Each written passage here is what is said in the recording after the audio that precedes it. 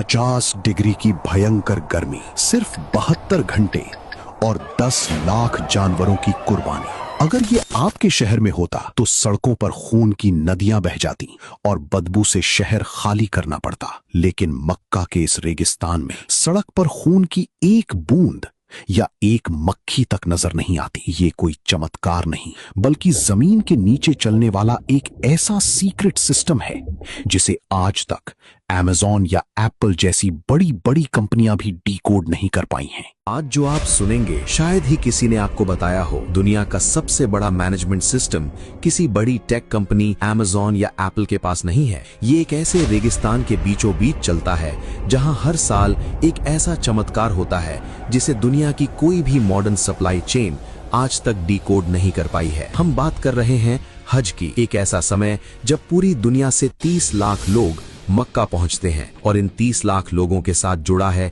एक ऐसा secret operation जो सिर्फ और सिर्फ 72 घंटों के लिए एक्टिवेट होता है। लेकिन ये सिर्फ शुरुआत है, असली चौंकाने वाला हिस्सा तो अभी आने वाला है। अपने दिमाग में जरा एक कैलकुलेशन कीजिए, अगर आपके शहर में 10,000 जानवरों की कुर्बानी हो तो सड़कों का क्या हाल होगा। गंदगी, बदबू और बीमारियों का डर। अब सोचिए, एक ऐसी जगह जहां गर्मी 50 डिग्री सेल्सियस तक पहुंच जाती है और वहां सिर्फ 3 दिन के अंदर 10 लाख से ज्यादा जानवरों की कुर्बानी होती है। और हैरानी की बात यह है कि वहां एक मक्खी भी नहीं भिनभिनाती, खून की एक बूंद सड़क पर नजर नहीं आती। अगर आपको ये सब मैनेज करना होता तो आप कहां से शुरू करते? शायद आप हार मान लेते और कहते कि ये नामुमकिन है। यही सवाल सलमान के दिमाग में भी था। सलमान, जो भारत का एक टॉप सप्लाई चेन एनालिस्ट है, जब वो पहली बार हज पर गया तो उसे लगा कि यहाँ तो भयंकर अव्यवस्था होगी। उसका लॉजिक कहता था कि 10 लाख जानवरों का मांस एक ही जगह पर एक ही समय में प्रोसेस करना इंसान के बस की बात नहीं है। उसे लगा कि पक्का मांस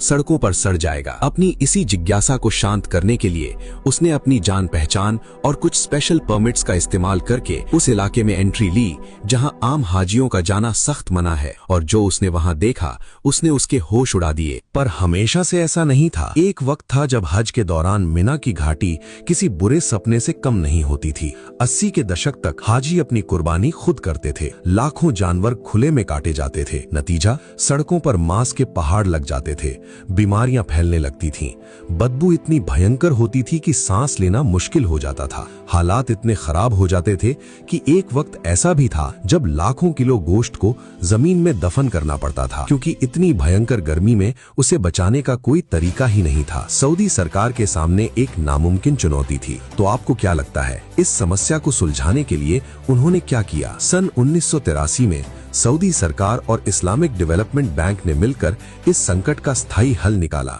उन्होंने जमीन के नीचे और ऊपर एक ऐसा सीक्रेट शहर बसा दिया जिसके बारे में 99% लोग आज भी नहीं जानते। इस ऑपरेशन को सिर्फ एक देश नहीं बल्कि पूरी मुस्लिम दुनिया के सबसे बड़े डेवलपमेंट नेटवर्क्स में से एक चलाते हैं। ध्यान से सुनिए, ये कोई आम कसाई खाना नहीं है। ये सिर्फ एक कसाई खाना नहीं बल्कि 7 विशाल इंडस्ट्रियल शहरों का नेटवर्क है। करीब 10 लाख स्क्वायर मीटर में फैला एक ऐसा सिस्टम जहां 10 अलग अलग स्लॉटर साइट्स बनाई गई हैं। साल के 362 दिन ये शहर लगभग सोया रहता है और फिर सिर्फ 3 दिनों के लिए ये पूरी ताकत से जाग उठता है। सलमान जब उस कॉम्प्लेक्स के अंदर घुसा तो उसे लगा जैसे वो किसी हॉलीवुड की साइंस फिक्शन फिल्म के सेट पर आ गया हो। बाहर चिलचिलाती धूप थी, लेकिन अंदर का तापमान एकदम जमा देने वाला था। वहां मौजूद हर कर्मचारी के कपड़ों से लेकर जूतों तक को डिसइंफेक्टिंग चेंबर्स से गुजारा जाता था। सलमान ने देखा कि हर सेक्शन अलग अलग लेयर्स में बटा हुआ था। कहीं मेडिकल इंस्पेक्शन चल रहा था, कहीं डिजिटल टैगिंग और कहीं विशाल कन्वेयर बेल्ट्स बिना रुके हजारों जानवरों को आगे बढ़ा रही थी। वहां इस्तेमाल होने वाली कई मशीनें सिर्फ हज के लिए बनाई गई स्पेशल कस्टम इंडस्ट्रियल टेक्नोलॉजी थी। सलमान को ऐसा लग रहा था जैसे वो किसी स्लॉटर हाउस में नहीं बल्कि दुनिया की सबसे एडवांस्ड ऑटोमेटेड फैक्ट्री के अंदर खड़ा हो। इस ऑपरेशन को अंजाम देने के लिए पूरी दुनिया से 40,000 से ज्यादा ट्रेंड कसाई, वेटरनरी डॉक्टर्स और इंजीनियर्स को स्पेशल चार्टर्ड फ्लाइट से मक्का लाया जाता है। हर जानवर के कान में एक डिजिटल टैग लगाया जाता है, जिससे उसका पूरा रिकॉर्ड सिस्टम में सेव हो जाता है। यहाँ सिर्फ हेल्थ नहीं, बल्कि शरिया के हर नियम को भी मशीनों और विशेषज्ञों की मदद से वेरीफाई किया जाता है। जहां एक तरफ जानवरों की मेडिकल स्कैनिंग हो रही थी, वहीं दूसरी तरफ ऑटोमेटेड मशीनें हजारों पैकेट्स को सील कर रही थी। हर स्लॉटर लाइन के ऊपर विशाल स्टील क्रैक्स लगे हुए थे, जिन पर पूरा प्रोसेस बिना रुके आगे बढ़ता रहता था। अब इस सिस्टम की रफ्तार का अंदाजा आप इससे लगाइए कि यहाँ औसतन हर 7 सेकंड में एक कुर्बानी प्रोसेस हो जाती है। जी हाँ, सिर्फ 7 सेकंड। सिर्फ कुछ सेकंड की देरी भी पूरे सिस्टम को बिगाड़ सकती थी, इसलिए हर मशीन एक दूसरे से सिंक्रोनाइज थी। अब इस पूरे सिस्टम को इंसान नहीं, बल्कि आर्टिफिशियल इंटेलिजेंस मॉनिटर करती है। एक कंट्रोल रूम ऐसा भी था, जहाँ दीवारों पर लगी विशाल स्क्रीनें पूरे ऑपरेशन को लाइव मॉनिटर कर रही थी। हर जानवर, हर पैकेट और हर ट्रक स्मार्ट डिजिटल ट्रैकिंग के दायरे में होता है। लेकिन रुकिए, कहानी में सबसे बड़ा ट्विस्ट तो अभी बाकी है। जब जानवर कटता है तो उसका खून कहाँ जाता है, उसकी खाल का क्या होता है? 10 लाख जानवरों का मतलब है करीब 1.5 से 2 करोड़ किलो तक मांस। इस विशाल मात्रा को 72 घंटे में प्रोसेस करना और खराब होने से बचाना एक इंजीनियरिंग मिरेकल है। कुर्बानी के दौरान निकलने वाला खून खुले में या नालियों में नहीं बहता। जमीन के नीचे पाइप्स, ड्रेनेज चैनल्स और कूलिंग टनल्स का ऐसा जाल बिछा था, मानो रेगिस्तान के नीचे एक दूसरी इंडस्ट्रियल दुनिया चल रही हो। कुर्बानी के बाद सफाई के लिए हाई प्रेशर सैनिटाइजिंग मशीनें तुरंत एक्टिव हो जाती थीं, ताकि कुछ ही मिनटों में पूरा एरिया दोबारा चमकने लगे। जानवरों की खालें लेदर इंडस्ट्री में भेज दी जाती हैं और एक अलग अंडरग्राउंड वेस्ट प्रोसेसिंग यूनिट हर मिनट टनों बायोलॉजिकल वेस्ट को रिसाइकिल कर रही थी, जिससे बायो फर्टिलाइजर बना दिया जाता है। पूरा सिस्टम इस तरह डिजाइन किया गया था कि जानवर के आने से लेकर मीट पैकेट बनने तक इंसानी हाथों का इस्तेमाल कम से कम हो। सलमान को सबसे ज्यादा हैरानी इस बात की हुई कि इतने बड़े ऑपरेशन के बावजूद वहां इंसानों से ज्यादा मशीनें काम करती नजर आ रही थीं।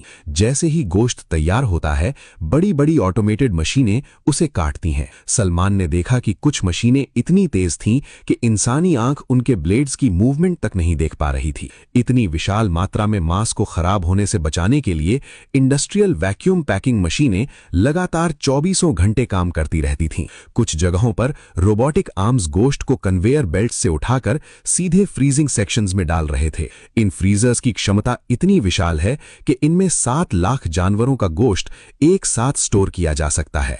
हजारों टन बर्फ और कूलिंग गैस पाइपलाइंस इस पूरे सिस्टम को लगातार ठंडा रखती थीं। एक सेक्शन ऐसा भी था जहां सिर्फ तापमान मॉनिटर करने वाली मशीनें लगी थीं, क्योंकि तापमान में हल्की सी गलती भी करोड़ों किलो गोश्त को खराब कर सकती थी। हर फ्रीजिंग चेंबर के बाहर डिजिटल स्क्रीनें लगी थीं, जिन पर अंदर का टेम्परेचर और स्टोरेज डेटा हर सेकंड अपडेट हो रहा था। 20 जायंट फ्रीजर्स के अंदर सिर्फ 15 से 20 मिनट में वो गोश्त -40 डिग्री पर जमकर पत्थर हो जाता है, ताकि उसमें कोई बैक्टीरिया पनप ना सके। एक पर्ची कटवाने से लेकर पैकेट बनने तक पूरा सिस्टम किसी स्विस घड़ी की तरह चलता है। आज के समय में हाजी को खून और गंदगी के बीच जाने की जरूरत ही नहीं है। वो डिजिटल कूपन खरीदता है, अपने तंबू में आराम से बैठा होता है और उसके नाम की कुर्बानी इस हाईटेक फैसिलिटी में हो जाती है। हाजी को पता भी नहीं चलता और कुछ मिनट बाद उसके मोबाइल पर एक मैसेज आता है, आपकी कुर्बानी मुकम्मल हो चुकी है। लेकिन अभी भी एक आखिरी सवाल बाकी है। क्या आपको याद है मैंने शुरू में कहा था कि असली चौंकाने वाला सच कुछ और है? लोग सोचते हैं कि ये सारा गोश्त सऊदी अरब के लोग खा जाते हैं या फिर इसे गड्ढों में दफना दिया जाता है, पर असलियत आपकी आंखों में आंसू ला देगी। जब वो लाखों किलो गोश्त फ्रीज होकर पैक हो जाता है तो उसे स्पेशल रेफ्रिजरेटेड ट्रकों में लाद कर जेद्दाह के पोर्ट पर ले जाया जाता है। वहां इंतजार कर रहे होते हैं विशाल काय समुद्री जहाज। मक्का में की गई कुर्बानी महीनों बाद फिलिस्तीन के किसी रेफ्यूजी कैंप में बैठे बच्चे की भूख मिटाती है। ये गोश्त सीरिया, सूडान, सोमालिया और यहां तक कि बांग्लादेश और अफ्रीकी देशों के गरीब गांवों तक भेजा जाता है। दुनिया भर के 27 से भी ज्यादा देशों में इसे डिस्ट्रीब्यूट किया जाता है। जो इंसान हज पर आया है उसे शायद कभी पता भी नहीं चलता कि उसके द्वारा दिए गए पैसे से हुई कुर्बानी 7 समंदर पार किसी ऐसे परिवार को जिंदा रखे हुए है जिसने महीनों से पेट भर खाना नहीं खाया। ये सिर्फ एक लॉजिस्टिक लॉजिस्टिक्स या मैनेजमेंट सिस्टम नहीं है, ये इंसानियत और टेक्नोलॉजी का दुनिया में सबसे बड़ा और सबसे खामोश संगम है। एक ऐसी जगह जहां सदियों पुरानी एक धार्मिक परंपरा को मॉडर्न साइंस ने दुनिया की सबसे बड़ी ग्लोबल चैरिटी में बदल दिया है।